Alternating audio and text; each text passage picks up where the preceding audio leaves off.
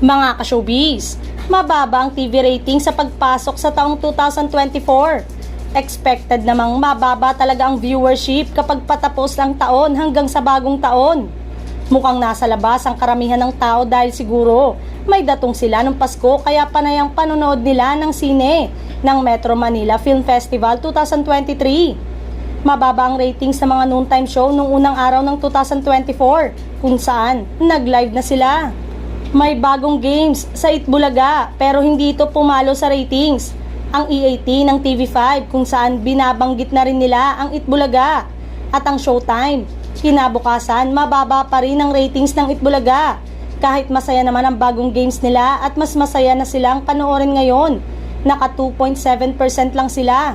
Ang It Showtime naman ay naka 2.8% at tumaas na ang TVJ Itbulaga sa 4.4%. Masaya ang mga taga Itbulaga nang dahil lalo pang lumakas ang commercial load nila at pati ang sponsors.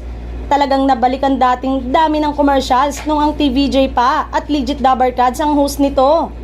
Kaya ang challenge sa daily grind ay sayahan lang at tatakan ang mga ginagawa para manatili sa puso at isipan ng mga manonood. Consistency is the key talaga.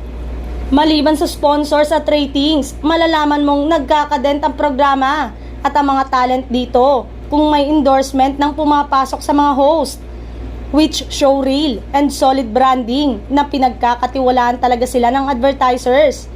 Samantala ngayong 2024, waiting pa rin kayo kung ano na ang status ng All TV na tinaguriang bagong Channel 2.